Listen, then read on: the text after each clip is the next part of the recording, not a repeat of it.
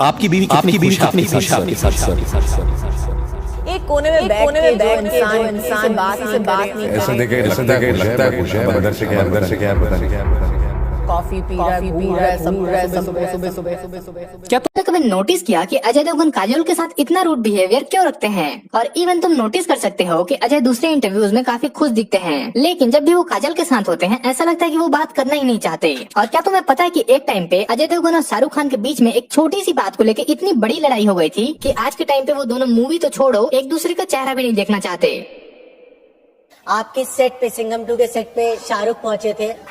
अजीब लगता है ना कि काम पे सब लोग बैठ के बातें कर रहे हैं। कोई ऐसा बम जाके पाकिस्तान में नहीं फोड़ा गया था।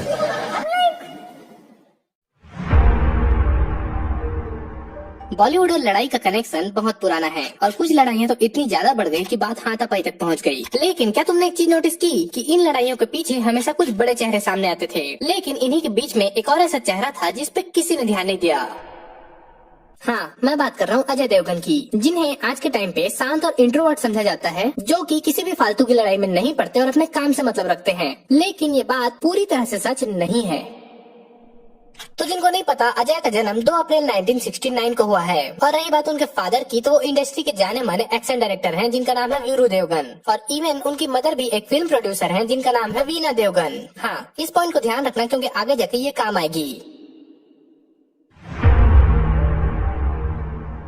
तो बात है 1992 की, जब अजय देवगन जिगर मूवी कर रहे थे और उनके अपोजिट में करिश्मा कपूर थी। और धीरे धीरे मूवी की शूटिंग के दौरान दोनों आपस में करीब आ गए और कुछ ही टाइम के अंदर में दोनों की रिलेशनशिप की शुरुआत हो गई, जिसके बाद उन्होंने काफी मूवी साथ में करी। जैसे कि 1993 में एक मूवी आई थी जिसका नाम था धनवान, और सेम ईयर के अंदर ही उन्होंने और 2 मूवीज करी जिसका नाम था संग्राम और शक्तिमान। और इन्हीं मूवीज की वजह से दोनों की करीबियां और बढ़ गई। और इवन जब मैं इसके बारे में पढ़ रहा था तब मुझे पता चला कि करिश्मा उस टाइम अजय को लेकर काफी पॉजिटिव हो चुकी थी और इवन दोनों अपने सीरियस रिलेशनशिप में काफी खुश थे। लेकिन ये खुशियां ज्यादा समय की थी नहीं, क्योंकि ये साल था 1994 जब अजय देवगन ने एक मूवी करी जिसका नाम था दिलवाले, जिसमें उनके अपोजिट में रवीना टंडन थी। और यहाँ भी वही चीज हुई, क्योंकि मूवी की शूटिंग के दौरान अजय और रवीना आपस में करीब आने लगे। लेकिन यहाँ पे एक बड़ी प्रॉब्लम थी, क्योंकि अजय देवगन पहले से ही करिश्मा के साथ रिलेशनशिप में थे और इसके बावजूद वो रवीना को डेट कर रहे थे।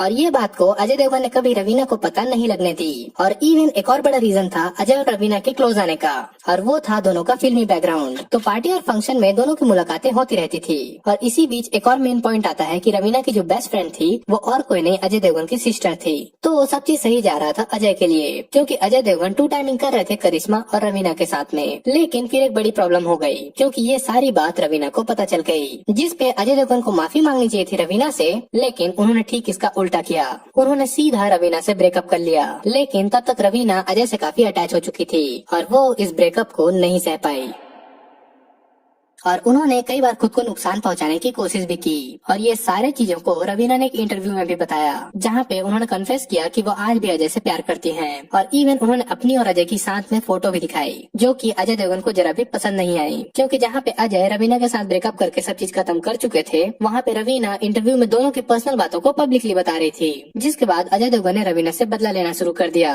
वो भी रवीना के ऊपर मेंटली प्रेशर डाल के। जैसे उन्होंने अपने स्ट्रॉन्ग कनेक्शन की वजह से विजयपथ मूवी से रवीना को बाहर निकलवा दिया। और इवन रवीना ने ये सारी बातों को एक और इंटरव्यू में एड्रेस किया कि अजय ने अपने नेपोटिज्म पावर की वजह से रवीना को काफी मूवी से हटवा दिया था। और क्या तुम्हें याद है कि मैंने तुम्हें बोला था स्टार्ट में कि एक पॉइंट को याद रखना। और रही बात उनके फादर की, तो वो इंडस्ट्री के जाने माने एक्शन डायरेक्टर हैं जिनका नाम है वीरू देवगन। और इवन उनकी मदर भी एक फिल्म प्रोड्यूसर है जिनका नाम है वीनू देवगन। और ये वही पॉइंट है, क्योंकि अजय रवीना दोनों फिल्मी बैकग्राउंड से बिलोंग करते हैं, वहाँ पे अजय के जो कनेक्शन थे वो रवीना के कंपेयर में ज्यादा बड़े थे। फिर उस टाइम एक मैगजीन में अजय का इंटरव्यू आया, जिसमें उनसे पूछा गया कि क्या आप और रवीना एक टाइम पे डेट कर रहे थे, जिसके रिप्लाई में अजय देवगन ने इस बात को कम्प्लीटली ना बोल दिया। और रवीना को रिप्लाई देते हुए बोला कि वो जन्म से ही झूठी है, उसको किसी मानसिक डॉक्टर के पास इलाज करवाने के लिए जाना चाहिए। और इवन रवीना की जो जान लेने वाली बात थी उसको अजय ने फेक और पब्लिसिटी स्टंट बोला।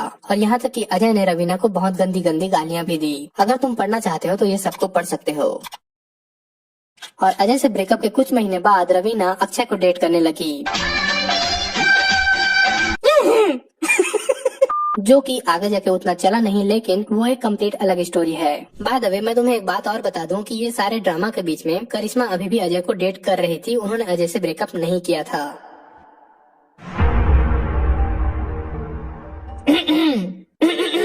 और यहाँ शुरू होता है काजोल का चैप्टर। तो ये साल था 1995 जब अजय पहली बार काजोल से मिलते हैं और इस मोमेंट को काजोल ने एक इंटरव्यू में भी शेयर किया। पहली बार आपने जब उनको देखा था कहा था कितना खड़ूस है। एक कोने में बैठ के जो इंसान किसी से बात नहीं करे, आराम से अपने बैठा है, कॉफी पी रहा है, घूर रहा है सबको सुबह सुबह। जहाँ पे उन्होंने बताया कि जब वो अजय से पहली बार मिली तो वो उन्हें बिल्कुल पसंद नहीं आए, क्योंकि वो इंट्रोवर्ट थे, किसी से बातें भी नहीं करते थे और अकेले रहते थे। बट स्टिल आगे जाके दोनों अच्छे दोस्त बन गए। और इवन उस टाइम दोनों की लव लाइफ की बात करें तो उस टाइम अजय करिश्मा कपूर को डेट कर रहे थे और वहीं पे काजोल कार्तिक मेहरा को डेट कर रही थी। बट स्टिल इन सब के बावजूद दोनों धीरे धीरे अच्छे दोस्त बन जाते हैं, जिसका मेन रीजन था दोनों के बीच का रिलेशनशिप, क्योंकि काजोल उस टाइम कार्तिक मेहरा को डेट कर रही थी और वो अपने रिलेशनशिप के सारे प्रॉब्लम अजय से पूछती थी। काफी सही बंदा चुना था वैसे पूछने के लिए। और इसको जस्टिफाई करते हुए काजोल ने बोला कि उन्हें भी पता नहीं चला कि वो दोनों आपस में रिलेशनशिप में कब आ गए। वाह क्या जोड़ी बनी है, दोनों डबल ट्विनिंग कर रहे थे, क्योंकि अजय करिश्मा को भी डेट कर रहे थे लेकिन काजोल के साथ भी थे और वहीं पे काजोल अजय के भी साथ थी लेकिन कार्तिक मेहरा को भी डेट कर रही थी। वाह। लेकिन ये सारी खुशियां लंबे समय तक चलने नहीं वाली थी, क्योंकि ये सारे खबर की भनक करिश्मा को चल गई और उन्होंने फाइनली 1995 में अजय से ब्रेकअप कर लिया, जो कि कहीं न कहीं पे अजय के लिए अच्छा साबित हुआ, क्योंकि इसके बाद अब अजय के लाइफ में कोई और कांटा नहीं बचा था और उन्होंने 1999 में काजोल से शादी कर ली। लेकिन कहानी यहाँ पे खत्म नहीं होती है, क्योंकि शादी के बाद भी अजय का नाम काफी एक्ट्रेसेस के साथ जोड़ा गया, जैसे उनमें से एक थी कंगना रनौत।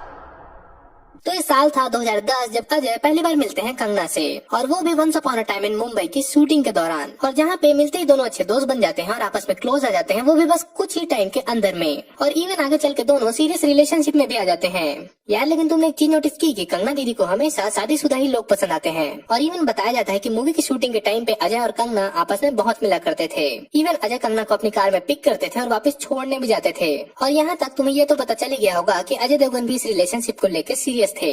और क्या तुम्हें पता है कि अजय देवगन ने अपने कनेक्शन का यूज करके कंगना को तेज और रास्कल जैसी मूवी ऑफर करी ताकि वो उनके साथ ज्यादा से ज्यादा टाइम बिता सकें। जबकि रियल बात ये थी कि कंगना कभी तेज मूवी में होने ही नहीं वाली थी, क्योंकि मूवी की फर्स्ट चॉइस कंगना कभी थी ही नहीं। फर्स्ट चॉइस हमेशा से विद्या बालन थी। लेकिन अजय के बार बार फोर्स करने पर प्रियदर्शनी इस बात के लिए मान गए। लेकिन यहाँ भी अजय की खुशियों का एंड हो ही गया, क्योंकि ये सारी बात काजोल को पता चल गई और उन्होंने अजय को धमकी दी कि वो उन्हें छोड़ देंगी और उन्हें उनके बच्चों से कभी मिलने भी नहीं देंगी। जिसके बाद अजय वापस ट्रैक पे आ गए और उन्होंने कंगना से अपने सारे रिलेशनशिप तोड़ दिए और उनसे ब्रेकअप कर लिया।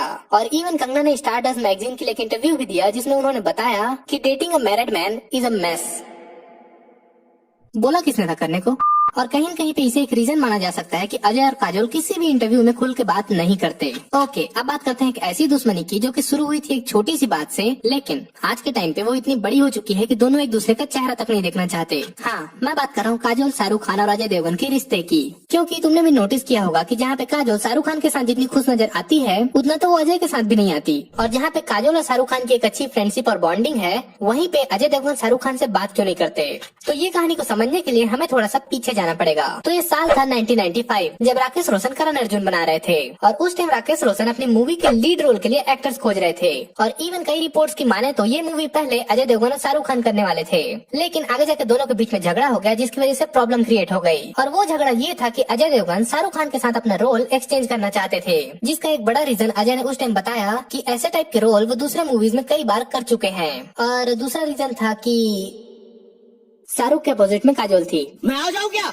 लेकिन ये आइडिया मूवी के डायरेक्टर राकेश रोशन को जरा भी पसंद नहीं आया और इवन आगे चल के शाहरुख खान और राकेश रोशन के बीच में बहस हो गई थी सेम मूवी के मैटर को लेके, जिसको ठंडा करने के लिए अजय देवगन और शाहरुख खान साथ में बैठे और एक समझौता किया, जिसमें दोनों ने डिसाइड किया कि दोनों ये मूवी को नहीं करेंगे। लेकिन इस इंसिडेंट के बाद शाहरुख खान ने एक ऐसी गलती करी जिस पर अजय देवगन आज भी उनसे गुस्सा है, क्योंकि जहाँ अजय देवगन मूवी से परमानेंटली आउट हो चुके थे, पर शाहरुख खान ने मूवी को नहीं छोड़ा। और ये बात अभी तक अजय को पता नहीं थी और बाद में अजय के रोल को रिप्लेस करके उनकी जगह सलमान खान को मूवी में डाला गया, क्योंकि सलमान खान उस टाइम शाहरुख खान के अच्छे दोस्त थे। तो शाहरुख ने सलमान को मूवी में डालने का आइडिया राकेश रोशन को बताया। लेकिन जब अजय को ये बात पता चली तो उन्हें बहुत खराब लगा, क्योंकि वो शाहरुख खान को अपना फ्रेंड समझते थे और यहाँ तक कि उसकी रिस्पेक्ट भी करते थे। लेकिन इस इंसिडेंट के बाद उन्होंने उनसे बात करना हमेशा के लिए छोड़ दिया और आज के टाइम तक दोनों पब्लिकली इंटरव्यू में एक दूसरे की बातें तो करते हैं, लेकिन दोनों में कोल्ड वॉर अभी तक चालू है। और इवन काजोल, जो कि दोनों के बीच में कॉमन कड़ी है, उन्होंने भी कभी दोनों को मिलाने की कोशिश तक नहीं की।